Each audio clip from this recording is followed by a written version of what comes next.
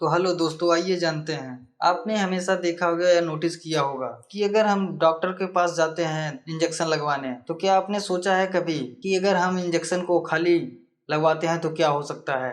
दरअसल खाली इंजेक्शन में बड़ी मात्रा में हवा भरी होती है, और अगर यह खाली इंजेक्शन किसी इंसान को लगा दिया जाए तो उसके शरीर में हवा के बड़े बड़े बुलबुले बनने शुरू हो सकते हैं, जिसे हम एयर मोबिलिज्म भी कहते हैं। हवा के बुलबुले आपके दिमाग से शरीर में होते हुए दिल के फेफड़े तक पहुंच सकते हैं, जो ब्लड सर्कुलेशन को पूरी तरह से भी रोक सकता है, जिससे कि इंसान की मौत भी हो सकती है।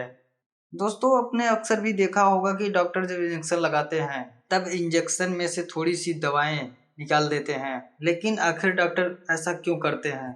दरअसल जब डॉक्टर सिरिंज में किसी शीशी से दवा भरते हैं तो उस शीशी में दवा के साथ हवा भी मौजूद रहती है, इसलिए जब शीशी में से सिरिंज डालकर दवा को बाहर खींचा जाता है तब दवाओं के साथ हवा भी सिरिंज में आ जाती है। ऐसे में यदि इसे सीधे मरीज के शरीर में लगा दिया जाए तब यह हवा के बुलबुले भी नसों में प्रवेश कर जाएंगे। हवा के बुलबुले नसों में से होते हुए शरीर के विभिन्न रक्त कोशिकाओं तक पहुंच जाते हैं, जिसके कारण ब्लड सर्कुलेशन रुक जाती है, जिसमें उस भाग की रक्त आपूर्ति बाधित हो जाती है, जिसके कारण इंसान के शरीर में घबराहट होने लगती है, और यदि हवा का बुलबुला मरीज के हृदय तक पहुंचा तो हार्ट अटैक के साथ मौत भी हो सकती है। तो इसलिए डॉक्टर इंजेक्शन लगाने से पहले थोड़ी सी दवा बाहर निकालते हैं।